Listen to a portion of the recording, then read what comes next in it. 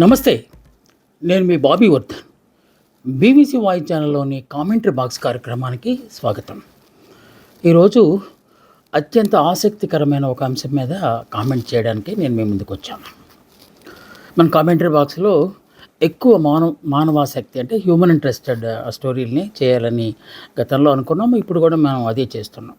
So, అందులో భాగంగా ఇవాళ దేశాన్ని కుదిపేస్తున్న ఒకానొక అంశం గురించి, ఎన్నో జీవితాలను ప్రభావితం చేస్తున్న ఒకానొక ముఖ్య కీలకమైన అంశం గురించి కామెంట్ చేయడానికి నేను మీ ముందుకొచ్చాను. విదేశీ వ్యామోహంలో డాలర్ డ్రీమ్స్. ఇది మన ఇవాల్టి టాపిక్. జీవితంలో ఒక్కసారైనా విమానం ఎక్కాలని, విదేశీ ప్రయాణం చేయాలని చాలామంది కోరుకుంటారు. అప్పులు చేసైనా సరే విదేశాల్లో చదువుకోవాలని ఇంకొంతమంది భావిస్తూ ఉంటారు. తమ ఆడపిల్లకు విదేశీ సంబంధం అయితే అక్కడ హాయిగా ఉంటుందని మధ్యతరగతి నుంచి ఎగువ మధ్యతరగతి తల్లిదండ్రులు ఆశపడటం కూడా సహజంగా జరుగుతున్న అంశమే. కొందరు మధ్యతరగతి వాళ్ళు అప్పులు చేసైనా సరే విదేశాలకు వెళ్ళాలి, అక్కడ చదవాలి అనే యావతో అనేక కష్టాలు పడుతున్న దృశ్యాలు లేకపోతే సంఘటనలు మన కళ్ళ ముందే మెదులుతున్నాయి. కొందరి విషయంలో ఈ విదేశీ పయనాలు లేకపోతే విదేశీ రాకపోకలు విజయవంతమైన చాలామంది మాత్రము ఇవి ఎండమావుల్లాగానే కొంతమందికి ఇవి పనిచేస్తున్నాయని చెప్పాలి. ఎక్కడో నీరు దొరుకుతుందని వయాసిస్సుల వెంట పరిగెత్తినట్టు విదేశాల్లో ఏదో సౌఖ్యం లభిస్తుందని చెప్పి విదేశాలకు వెళ్ళటం, ఆ తర్వాత చాలా ఇక్కట్లు పట్టడం అనేది ఈ మధ్య కాలంలో జరుగుతుంది. అందుకే దీన్ని మనం డాలర్ డ్రీమ్స్ అంటున్నాం. ఫాల్స్ ప్రెజెస్తో కొందరు అక్కడైతే బోల్డన్ని ఉద్యోగ అవకాశాలు దొరుకుతాయని ఇంకొందరు విదేశీ వ్యామోహపు సుడిగుండంలో పడి కొట్టుమిట్టాడుతున్నారు. మన దేశంలో విద్యా ప్రమాణాలు సరిగా లేని ఒకప్పుడు, అంటే మౌలిక సదుపాయాలు సరిగా లేక ఉన్నత విద్యలో ముఖ్యంగా పరిశోధనకు సంబంధించిన ల్యాబ్స్ అలాంటివి లేని రోజుల్లో విదేశాల్లో విద్య కోసం వెళ్ళడం అనేది, అంటే ఉన్నత విద్య కోసం వెళ్ళడం అనేది అప్పట్లో జరిగింది. కానీ ఇప్పుడు పరిస్థితి అలా లేదు. మన దేశంలో కూడా ప్రపంచ స్థాయి విద్యా సంస్థలు ఉన్నాయి. ఐఐటీలు, ఐఐఎంలు, ఐఎస్టీలు, అలాగే సెంట్రల్ యూనివర్సిటీలు, ట్రిపుల్ ఐటీలు ఎన్నో మనకి ఈ మధ్య కాలంలో అందుబాటులోకి వచ్చాయి. అయినప్పటికీ ఫారిన్ చదువు అనగానే అదొక వ్యామోహంలాగా చాలామందికి తయారైంది. ఆ విధంగానే చాలామంది కష్టాలు కొని తెచ్చుకుంటున్నారు. విదేశాలకు వెళ్ళే వాళ్ళు చాలామంది ప్రైవేట్ ఏజెన్సీలు నమ్ముతారు. ఒకటేమో చదువులు, మరొకటేమో ఉద్యోగ అవకాశాల కోసం, ఇంకొందరు ఆడపిల్లలకు పెళ్ళిళ్ళు ఇవ్వడం కోసం. ఈ మూడు ముఖ్యమైన అంశాలలోనే ఎక్కువ మంది విదేశాలకు వెళ్ళాలని ప్రయత్నాలు చేస్తూ ఉంటారు. విదేశాలకు వెళ్ళేవాళ్ళు సాధారణంగా అంటే మిడిమిడి జ్ఞానం లేకపోతే సరైన చదువు లేకపోవటం వల్ల ప్రైవేట్ ఏజెన్సీలను నమ్ముతూ ఉంటారు. చాలా ఏజెన్సీలు ఈ మనుషుల తాలూకు విదేశీ బలహీనతను ఆసరాగా చేసుకుని కొన్ని ప్రైవేట్ ఏజెన్సీలు వస్తాయి. అలా వచ్చి కొంతమందిని రైలు ఎక్కించే లేకపోతే ఫ్లైట్ ఎక్కించేసి ఆ తర్వాత మాయమైపోతూ ఉంటాయి. ఎక్కువ మన ప్రక్క రాష్ట్రం తెలంగాణలో ఇలాంటివి చాలా ఎక్కువగా జరుగుతున్నట్టు తెలుస్తుంది. ఇదంతా మనం ఏదో ఓన్గా సొంతగా చెప్తున్నది కాదు, అధ్యయనాల సారాంశం. చాలామంది ఫారిన్ వెళ్తున్న వాళ్ళకి సంబంధించి, వాళ్ళ జీవితాలకు సంబంధించి అధ్యయనాలు చేస్తూ వచ్చిన నివేదిక సారాంశమే మనం ఇప్పుడు మాట్లాడుకుంటూ ఉంటాం. ఇందాక చెప్పినట్టు ఆ ప్రైవేట్ ఏజెన్సీ వాళ్ళు పలానా కావాలేను, ఫిట్టర్లు కావాలేను, ఎలక్ట్రీషియన్స్ కావాలేను అని చెప్పి క్లాసిఫైడ్ యాడ్ న్యూస్ పేపర్లో ఏదో ఒక మూల ఇస్తారు. ఇప్పుడు మన దేశంలో నిరుద్యోగం విపరీతంగా ఉంది కనుక ఆ చిన్న ప్రకటన చూసి వేలల్లో వాటి కోసం ఉద్యోగాలు దరఖాస్తు చేస్తారు. వాటిని ఫిల్టర్ చేసినట్టుగా కొంతమందిని వాళ్ళు ఎంపిక చేసి కొంతమందిని వాళ్ళకి అది ఫోన్ నెంబర్తో సహా దాంట్లో ఇస్తారు కనుక వాళ్ళ ద్వారా వాళ్ళని పిలిపించి మీరు ఏ పనైనా చేయగలరా అలాంటి ప్రశ్నలు, అంటే దాన్నే వాళ్ళు ఇంటర్వ్యూ అంటారు లేకపోతే కౌన్సిలింగ్ అంటారు. చేసిన తర్వాత వాళ్ళు ఎలాంటి పనైనా చేస్తాం సార్, మాకేం ప్రాబ్లం లేదు సార్ అని దగ్గర నుంచి వాళ్ళ దగ్గర నుంచి గ్యారెంటీ అయిన తర్వాత సరే ఓకే మీరు పలానా దేశం వెళ్ళొచ్చు, మీరు పలానా దేశం వచ్చి చెప్పి కొన్ని దేశాలు అంటే ఇథియోపియా ఉంటాయి కదా, కొన్ని వెనుకబడిన దేశాలు లేకపోతే ఇప్పుడిప్పుడే అభివృద్ధి చెందున్న కొన్ని దేశాలు ఇలాంటి వాళ్ళ ఉచ్చులోనే పడతారు. ఆఖరికి ఎరిత్రియా, ఇథియోపియా, సొమాలియా లాంటి దేశాలైనా పర్వాలేదు, Kuwait of course very richest country, అక్కడికి ఎక్కువగా నిర్మాణ కార్మికులు అంటే అక్కడ కన్స్ట్రక్షన్ బిజినెస్ ఎక్కువగా ఉంటుంది కనుక దాంట్లో పనిచేయడానికి, లేకపోతే ఎలక్ట్రీషియన్లు, ఫిట్టర్లు, మ్యాసన్స్, అలాగే ప్లంబర్లు ఇలాగ కావాలి అని చెప్పి వాళ్ళు ప్రకటనిస్తారు. ఆ ప్రకటనకే వీళ్ళందరూ ఆ ప్రకటన కూడా ఎక్కడో ఫారిన్ కంట్రీలు వాళ్ళు ఇవ్వరు. ఇక్కడున్న ఏజెంట్లే ఇస్తారు. ఏజెంట్లు ఇచ్చేసి మొత్తానికి వీళ్ళందరినీ రప్పిస్తారు. రప్పించిన తర్వాత పాస్పోర్టు, వీసా సంపాదించాలి. కనీసం 2,00,000 రూపాయలు అవుతుంది అంటారు. ఆ 2,00,000 రూపాయలు వీళ్ళు ఎక్కడి నుంచి తీసుకొస్తారు? కొంతమంది ఏమో పొలాలను అమ్మేస్తారు. ఎందుకంటే మన విదేశాల్లో కనుక ఉద్యోగం వచ్చేస్తే 2 ఏళ్లలో 3 ఎకరాలు ఏంటి 4 ఎకరాలైనా కొనొచ్చు అనుకుని వాళ్ళు ఉన్నది అమ్ముకుంటారు. ఇంకొంతమంది ఇంట్లో ఉన్న నగలు మరి ఏమన్నా ఖరీదైన వస్తువులు ఉంటే వాటిని తాకట్టు పెట్టి డబ్బులు తెచ్చుకుంటారు. ఇంకొంతమంది ఎలాగైనా ఫారిన్ వెళ్ళాలనుకునే వాళ్ళు అధిక వడ్డీలకు డబ్బులు తీసుకుని ఆ 2,00,000 కట్టేస్తారు. పాస్పోర్ట్ది ఏముంది, ఈ మధ్యకాలంలో చాలా ఫ్లెక్సిబుల్గా పాస్పోర్ట్ ఇస్తున్నారు. పాస్పోర్ట్ మేళాలు కూడా నిర్వహిస్తున్నారు ఊరూరు వెళ్ళి. గతంలో అయితే మాసాల తరబడి కొన్ని సంవత్సరాల తరబడి వెయిట్ చేయాల్సి వచ్చేది. ఇప్పుడు అలా కాదు, ప్రజల దగ్గరికే పాస్పోర్ట్ ఆఫీసులు వెళ్ళి అక్కడికక్కడే పాస్పోర్ట్ ఇచ్చేస్తున్నారు. సో పాస్పోర్ట్ సంపాదిస్తారు. పాస్పోర్ట్ సంపాదించగానే ఏజెంట్ మీద పూర్తి నమ్మకం వస్తుంది. అసలు మన పాస్పోర్ట్ అంటే ఏంటో తెలియదు, అలాంటిది మన దేశం ముద్రతో పాస్పోర్ట్ సంపాదించాడంటే ఏజెన్సీ ఏదో గట్టిదేనని చెప్పి అప్పటికి వాళ్ళకి నమ్మకం వస్తుంది. తర్వాత వీసా ఆఫ్కోర్స్ ఎక్కువ మందికి టూరిస్ట్ వీసాలే వస్తాయి ఈ ఉపాధి కోసం వెళ్ళే వాళ్ళకి. అందులో పైగా చిన్న చిన్న ఉద్యోగాల వాళ్ళు కనుక చేస్తారు. వాళ్ళ విమానం ఎక్కాలన్న కోరిక తీర్చడానికి ఎప్పుడెప్పుడు అనుకుంటున్నప్పుడు ఒకనొక రోజున వాళ్ళందరికీ సమాచారం పంపిస్తారు. ఇప్పుడున్న టెక్నాలజీ ప్రకారం మెసేజ్ల ద్వారా, లేకపోతే ఫోన్ల ద్వారా, లేకపోతే వాయిస్ కాల్ ద్వారా పంపిస్తారు. వాళ్ళు వస్తారు. వాళ్ళు వచ్చిన తర్వాత ఎయిర్పోర్ట్ దాకా వీళ్ళు వెళ్తారు. ఏమేమి సామాన్లు తెచ్చుకోవాలో చెప్తారు. విమానంలో ఏమేమి తీసుకెళ్ళకూడదు అలాంటివన్నీ చెప్పేస్తారు. ఎందుకంటే అవి కంఠస్థ వాళ్ళకి. ఆ తర్వాత విమానం ఎక్కించేసిన తర్వాత వీళ్ళ పని అయిపోతుంది. అవతల పక్క కూడా వీళ్ళు ఏ దేశానికి అయితే వాళ్ళని పంపిస్తున్నారో టూరిస్ట్ వీసా మీద, అవతల కూడా ఇలాంటి ప్రైవేట్ ఏజెంట్లు విధవలు ఎక్కడైనా ఉంటారు అన్నట్టుగా ఇలాంటి ఏజెంట్లే అక్కడ కూడా ఉంటారు. వాళ్ళు వీళ్ళని రిసీవ్ చేసుకుంటారు. రిసీవ్ చేయడం కానీ ఇంకా నమ్మకం ఏర్పడుతుంది. పాస్పోర్ట్ ఇప్పించారు, వీసా తెప్పించారు, ఫ్లైట్ ఎక్కించారు, ఎదురుగా మనం దిగగానే వెంటనే జనాలు వచ్చి మన ఏజెంట్లు వచ్చి మనం రిసీవ్ చేసుకున్నారంటే ఇది ఖచ్చితమైన వెళ్ళడం. ఇక వీళ్ళని తీసుకెళ్ళి ఒక రూమ్లో 25 మంది ఉండేలాగా అక్కడ వాటిలో హాస్టల్స్ అంటారు వాటిలో కుక్కుతారు. ఒకే బాత్రూమ్ ఉంటుంది. ఆ స్నానపానాలన్నీ అక్కడే చేయాలి. అలా కొన్ని రోజులు నిరీక్షణ తర్వాత రేపే అపాయింట్మెంట్ వస్తుంది. రేపులు గడుస్తూనే ఉంటాయి.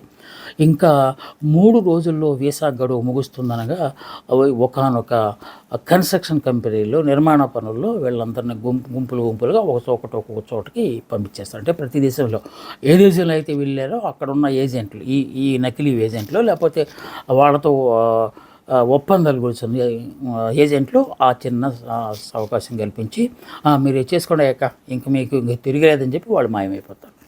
3 రోజులు గడిచిపోతుంది. 4వ రోజు నుంచి వీళ్ళు అనుమతి లేని టూరిస్టులుగా పరిగణించబడతారు. ఎందుకంటే వీసా గడువు అయిపోయింది. అది మాసము 2 మాసాలు మ్యాక్సిమం 3 మాసాలు ఇస్తారు. సో ఆ గడువు అయిపోయింది కనుక వాళ్ళు అనాథరైజ్డ్ టూరిస్టుల కింద పరిగణించి అరెస్ట్ చేస్తారు. తీసుకెళ్ళి లోపల పడేస్తారు. అక్కడ అరెస్టులు అంటే అలాయలుగా ఉండవు. లేకపోతే మనం ఇందాక చెప్పుకున్న సోమాలియా, ఇథియోపియా అలాంటి దేశాల్లో జైళ్ళు అంటే అవి ఎంత భయంకరంగా ఉంటాయో మనం ఇక్కడి నుంచే ఊహించవచ్చు. అక్కడ నుంచి ఆకలి కేకలు మొదలవుతాయి. ఇంకా ఇప్పుడున్న టెక్నాలజీ ప్రకారం ప్రతి ఒక్కరి చేతిలో స్మార్ట్ ఫోన్ ఉంటుంది కనుక ఇక వీడియో కాల్స్లో మొదలు పెడతారు. కేటీఆర్ గారు, కేసీఆర్ గారు, రేవంత్ రెడ్డి గారు, లోకేష్ బాబు గారు, కళ్యాణ్ బాబు గారు అని చెప్పి ఇలా బాబుల్ని ఇలాగా ఫోన్లో పిలుస్తూ మమ్మల్ని ఆదుకోండి, మేము ఇక్కడ ప్రాణాలను అరచేతిలో పట్టుకొని బతుకుతున్నాము, మేము చచ్చిపోతాం, ఎలాగైనా మా ఊరికి తీసుకెళ్ళిపోండి అని చెప్పి ఆ గావు కేకలో లేకపోతే చావు కేకలో వినిపిస్తారు వీడియో కాల్స్. ఇక్కడున్న వాళ్ళ తల్లిదండ్రులు కూడా ఈ రాజకీయ నాయకులు లేకపోతే లోకల్ లీడర్లను పట్టుకొని మొత్తానికి వెళ్ళి ప్రభుత్వ సహాయంతో అక్కడ ఆక్రందనలు చేస్తున్న వాళ్ళని తీసుకొస్తే ఏంటి పరిస్థితి? 2,00,000 రూపాయలు అప్పులు చేసి మరీ బయలుదేరి వెళ్ళిపోయారు. అప్పులు తీర్చలేక కొంతమంది, ఊళ్ళో వాళ్ళకి మొహం చూపించలేక కొంతమంది ఆత్మహత్యలు చేసుకుంటారు. ఇంకొంతమంది అయితే కాస్త చదువు ఉన్న జ్ఞానం ఉన్న వాళ్ళైతే ఏంటి ఇలా బెడిసికొట్టిందని డిప్రెషన్లోకి వెళ్ళిపోతారు. అలాగా ఉపాధి కోసం ఫారిన్ వెళ్ళాలనుకున్న జీవితాలు ఆ విధంగా నాశనం అయిపోతాయి. సో అందరూ అలాగే జరుగుతుందని చెప్పలేదు, కానీ ఎక్కువ మంది పరిస్థితుల్లో ఇలాగ ప్రైవేట్ ఏజెంట్ల ద్వారా వెళ్ళాలి అనుకునే వాళ్ళం. వాస్తవానికి మన త్రూ గవర్నమెంట్ వెళ్ళి కొన్ని ఉంటాయి, ఎక్స్చేంజ్ ప్రోగ్రాంలో అలాంటి వాటిల్లో వెళ్తానికి ఎలాంటి అభ్యంతరం లేదు. కానీ ఇలా ప్రైవేట్ ఏజెంట్లు నమ్ముకొని వెళ్ళిన వాళ్ళకి ఎక్కువ మందికి ఇలాంటి కథలే మనం ఎదురవుతూ ఉంటాయి. ఇక ఉన్నత చదువుల కోసం మనం ఇందాక అనుకున్నాం, అక్కడ ఎంత కాదన్నా కూడా అభివృద్ధి చెందిన దేశాల్లో, ముఖ్యంగా అమెరికా, యూరోప్ దేశాల్లో మౌలిక సదుపాయాలు ఉంటాయి, ఎక్కువ కాస్ట్లీ ఎడ్యుకేషన్ ఉంటుంది. ఎందువలనంటే వరల్డ్ క్లాస్ యూనివర్సిటీస్ అన్నీ అక్కడే ఉంటాయి కనుక అక్కడికి వెళ్ళటానికి విద్యార్థులు ఎక్కువ ఇది చెప్తారు. ఇక్కడ గ్రాడ్యుయేషన్ లేకపోతే పీజీ అయిపోగానే వెంటనే ఇంకా అబ్రాడ్, నెక్స్ట్ అంటే ఒకప్పుడు ఉద్యోగం అనేవాడు, ఇప్పుడు అబ్రాడ్ అంటున్నారు, ఎంఎస్ చేయడానికి వెళ్తున్నాము అని చెప్తారు అనమాట. సో ఒక అంచనా ప్రకారం, ఒక అధ్యయనం ప్రకారం మన దేశం నుంచి విదేశాలకు ప్రతి ఏటా 10 లక్షల మంది విద్యార్థులు ఉన్నత చదువుల కోసం వెళ్తున్నారంటే ఆశ్చర్యంగా ఉంటుంది కదా. మనం ఇందాక అనుకున్న ఐఐటీలు, ఐఐఎంలు, ట్రిపుల్ ఐటీలు ఇన్ని ఉన్నా కూడా ఇంకా ఫారిన్ అనే యావతో వెళ్ళే వాళ్ళ పరిస్థితి ఎలా ఉంటుంది? ఫారిన్ వెళ్ళే వాళ్ళలో ఎక్కువ శాతం అంటే ఆల్మోస్ట్ మోర్ దాన్ 50% యూఎస్ వెళ్తారు, అమెరికా వెళ్తారు. ఆ తర్వాత స్థానంలో Canada, Australia, UK, United kingdoms, ఇంకా కొన్ని దేశాలకు కూడా వెళ్తుంటారు. ఆ మధ్యకాలంలో రష్యా వెళ్ళేవాళ్ళు, ఫిలిప్పైన్స్ మెడికల్ చదువు కోసం అయితే ఫిలిప్పైన్స్, రకరకాల మన సోవియట్ రష్యా నుంచి విడిపోయిన చిన్న చిన్న దేశాలు ఉన్నాయి కదా, ఆ దేశాలకు కూడా చదువుకోవడానికి వెళ్తూ ఉన్నారు. ఈ చదువుకోవడానికి వెళ్ళే వాళ్ళకి ఆర్థిక సహాయం చేయడానికి కొన్ని రాష్ట్ర ప్రభుత్వాలు కొన్ని స్కీములు ఉన్నాయి. అలాగే కేంద్ర ప్రభుత్వం కూడా కొన్ని విధాలుగా సాయం చేసే కార్యక్రమం, అది అన్ని రాష్ట్రాలు ఉండకపోవచ్చు, లేకపోతే అందరికీ అది అందుబాటులో రావచ్చు. వాటికి కొన్ని పారామీటర్స్ ఉంటాయి, దాని ప్రకారం వాళ్ళకి విదేశీ చదువుల కోసం ఆర్థిక సహాయం లభిస్తుంది. ఇంకా కొంతమంది బ్యాంక్ లోన్స్ తీసుకుంటారు, బ్యాంక్ లోన్స్ తీసుకొని తద్వారా వెళ్తారు. ఇప్పుడు అమెరికా లాంటి దేశం, లేకపోతే మన ఫారిన్ వెళ్ళాలంటే చదువు కోసం ఒక్కొక్క దేశం ఒక్కొక్క పద్ధతిని అనుసరిస్తూ ఉంటుంది. అమెరికా ఫర్ ఎగ్జాంపుల్, అమెరికా వెళ్ళాలంటే వాళ్ళకు కొన్ని పారామీటర్స్ ఉంటాయి. వాటిల్లో ముఖ్యమైనది ఏంటంటే వాళ్ళ రకరకాల వీసాలు ఇస్తూ ఉంటారు అమెరికన్ దేశానికి వెళ్ళే వాళ్ళకి. వాటిల్లో టూరిస్ట్ వీసా ఉంటుంది, బిజినెస్ వీసా ఉంటుంది, అలాగే ఫ్యాకల్టీ ఎవరైనా తమ తాలూకు నైపుణ్యాలను పెంచుకోవడానికి వెళ్తే వాళ్ళకు ఒక్కటి ఉంటుంది, అలాగే బిజినెస్ వీసా ఉంటుంది. ఇలా రకరకాల వీసాలు ఉంటాయి. మనం ఇప్పుడు మాట్లాడుకుంటుంది ఉన్నత చదువుల కోసం వెళ్ళే వాళ్ళ వీసా కనుక ఆ వీసాలు ఎలా ఇస్తారు? F1 visa కలిగిస్తారు.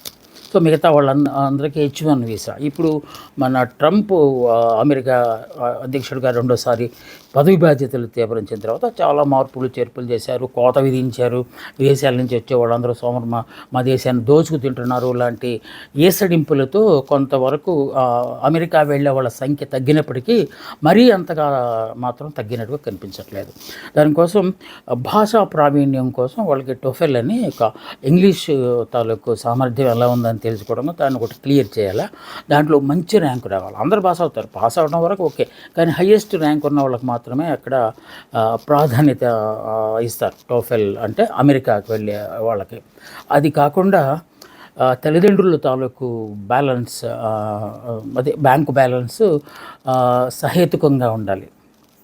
ఎందువల్లంటే అక్కడికి వెళ్ళిపోయిన తర్వాత వాడు ఏమన్నా చిక్కుళ్ళు పడితే ఏంటి పరిస్థితి, వీళ్ళ ఆర్థిక స్తోమత ఎలా ఉంది అనే అంశాలను బేరేజ్ వేయడానికి ముందుగానే వాళ్ళు బ్యాంక్ స్టేట్మెంట్ ఒకటి అడుగుతారు. వీటన్నిటి తోడు అవతల కౌంటర్ పార్ట్ అంటే అమెరికాలో ఉన్న ఏదో ఒక విశ్వవిద్యాలయం లేకపోతే యూనివర్సిటీ, విద్యాసంస్థ వీళ్ళకి మేము సీట్ ఇస్తున్నాము అని చెప్పి ఒక గ్యారంటీ లెటర్ కూడా ఇవ్వాలి.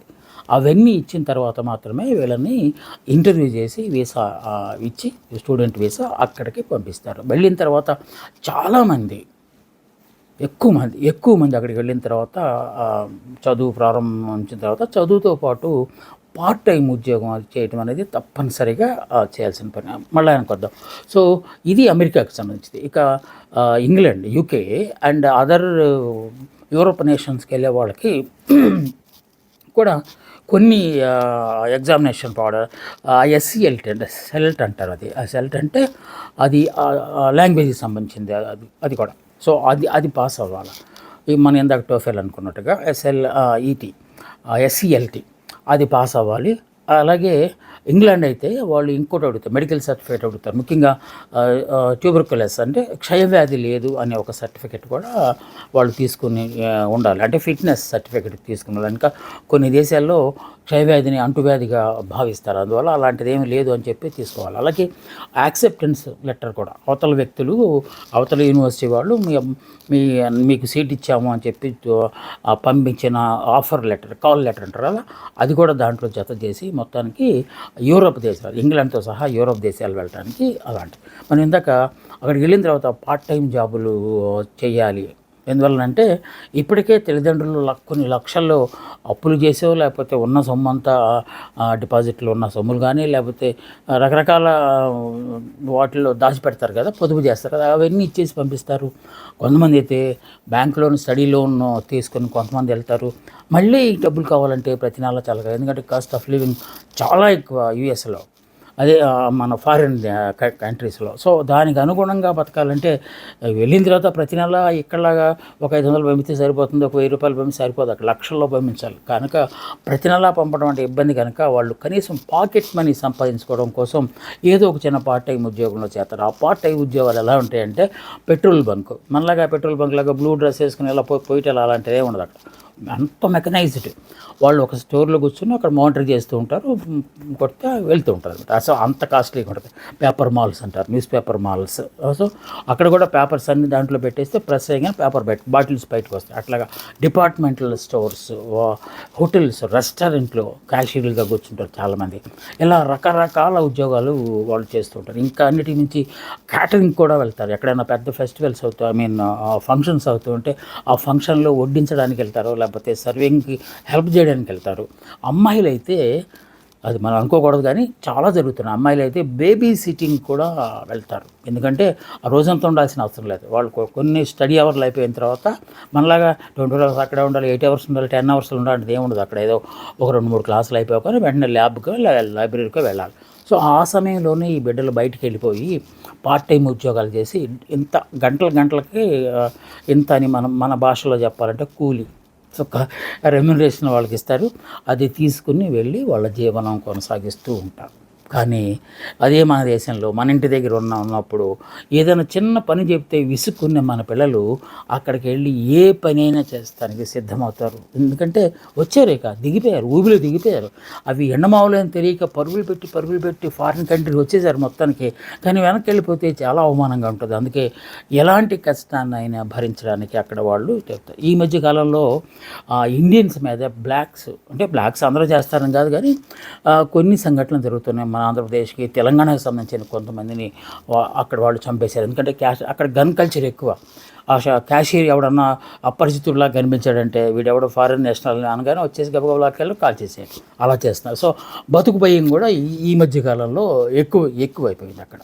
సో ఎలాగైనా సరే చదువుకోవడం కోసం వాళ్ళు అక్కడ సరే ఇదంతా అయిపోయిన తర్వాత ఉద్యోగాలు వస్తుంది అంటే ఎక్కడ లేదు. రెసిషన్ అన్ని దేశాల్లో ఉన్నది. ఆర్థిక మాధ్యం ద్రవ్యోల్బణం అనేది అన్ని దేశాల్లో ఉంది కనుక ఉద్యోగ గ్యారంటీ ఏది లేదు. చదువుకుని మళ్ళీ వాడి ఇంటికి వచ్చిన తర్వాత ఫారిన్ రిటర్న్ అనే పేరు మాత్రం మిగులుతుంది. అందరికన్నా నేను చెప్పట్లేదు, కొంతమంది విషయంలో ఇది అవుతుంది. ఇది రెండో అంశం, ఉపాధి అంశం. చదువు. మూడోది విదేశీ పెళ్ళిళ్ళు. ఎలాగైనా సరే మన అమ్మాయికి ఒక ఫారిన్స్ అని, ఎందుకంటే చెప్పుకోవడానికి చాలా క్రేజీగా ఉంటుంది ఆ పదం. చాలామంది ఆ పాప ఏం చేస్తుందంటే మొన్నే MBA అయిపోయింది, అమ్మాయి ఏమో ఇంగ్లాండ్ వెళ్ళిపోయింది, వాళ్ళు అక్కడే కదా అని ఇలా చెప్పుకోవడం అనేది ఒక ఫాల్స్ ప్రెస్టేజ్ లాగా ఉండి ఫారిన్ సంబంధాల కోసం చూస్తారు. ఎలాగా ఫ్రెండ్స్, ఇప్పటికే ఫారిన్లో ఉన్న ఫ్రెండ్స్ ద్వారా కానీ, లేకపోతే మ్యాట్రిమోనీస్ ఉంటాయి, విదేశీ పెళ్ళిళ్ళకు మాత్రమే మ్యాట్రిమోనీస్, వాళ్ళ ద్వారా కానీ మొత్తానికి హడావుడిగా ఒక సంబంధం గుర్తుంటారు. ఇది మన కరెక్ట్ మ్యాచ్ అని వాళ్ళు అనుకుంటారు. అంతా వీడియోలోనే మాట్లాడుకుంటారు. వాళ్ళు కండిషన్లు పెడతారు. మా అబ్బాయి వస్తాడు కానీ బాబు ఖచ్చితంగా వారం రోజుల్లో మొత్తం అయిపోవాలి, మళ్ళీ వెనక్కి వెళ్ళిపోవాలి, లేకపోతే అక్కడ ఉద్యోగం పోద్ది అని చెప్పేసి అన్నిటికీ తలూపేస్తారు. సరే అమ్మాయి ఫారిన్ వెళ్ళిపోతుంది కదా అని చెప్పి హడావుడిలో మొత్తాన్ని పెళ్లి చేస్తారు. పెద్ద కోట్ల రూపాయలు కట్నంగా ఇస్తారు. స్టార్ హోటల్లో 3-4 రోజులు, ఎందుకంటే మెహందీలు గిహందీలు అన్నీ ఉంటాయి కదా, డ్యాన్సులు అవన్నీ అయిపోతాయి.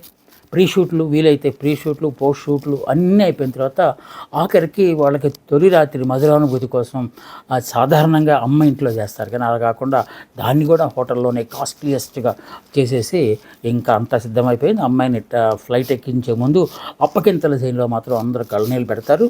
ఆ కళ్ళ నీళ్ళే ఆ తర్వాత కాలంలో కూడా వాళ్ళు పెట్టాల్సి వస్తుందని చెప్పి వాళ్ళకి తెలియదు.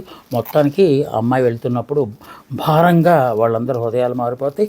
వియంకుల వారు మాత్రం ఒక హామీ ఇస్తారు, మీ అమ్మాయిని పూల్లో పెట్టి చూసుకుంటాడు మా అబ్బాయి అని చెప్పి ఇస్తారు. అమ్మ రోజు వీడియో కాల్ చేయాలని చెప్పి హామీ తీసుకొని ఫ్లైట్ ఎక్కిచ్చేస్తారు. అమ్మాయి ఫ్లైట్ వెళ్ళిపోగానే వీళ్ళ గాలిలో తేలిపోతారు, వెళ్ళిపోయింది అమ్మాయి, ఫారిన్ వెళ్ళిపోయింది, ఇక నుంచి మనం రేపటి నుంచి మనం మా అమ్మాయి ఫారిన్లో ఉందని చెప్పుకోవడానికి ఆస్కారం ఉంటుందని చెప్పి ఆశలతో ఉంటారు.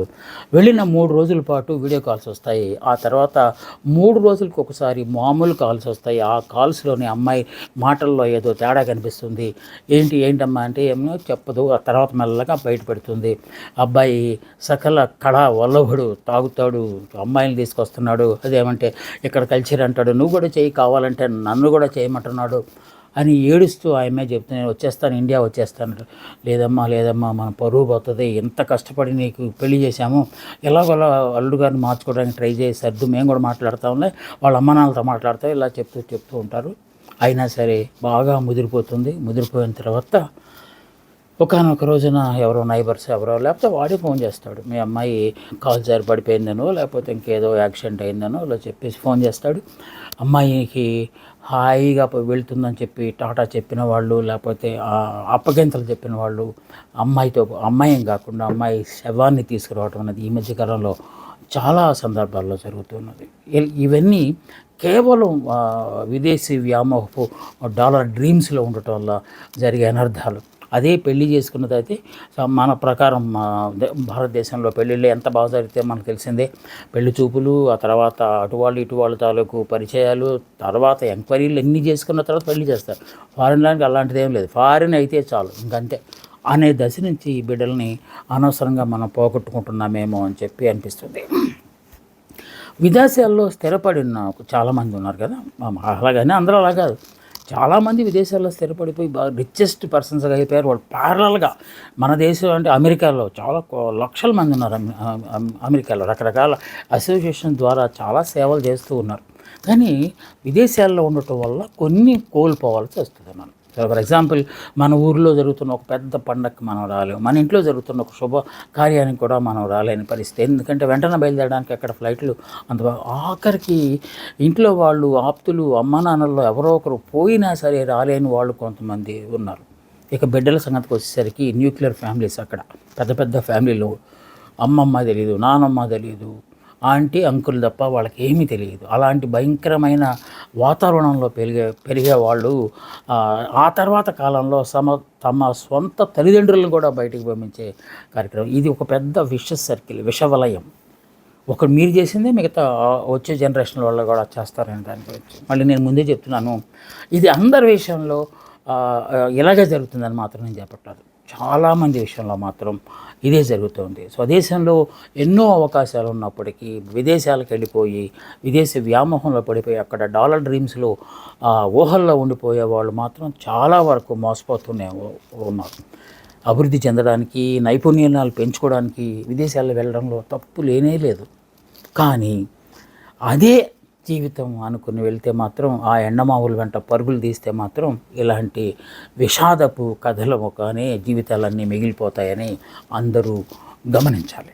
కనీసం కొందరైనా మనం అనుకున్న ఈ అంశాల పట్ల అవగాహన కలిగి ఉండి తమ జీవితాలను ఒక సుస్థిరమైన మార్గంలో పయనించేలా చేసుకుంటారని చెప్పి ఆశిద్దాము.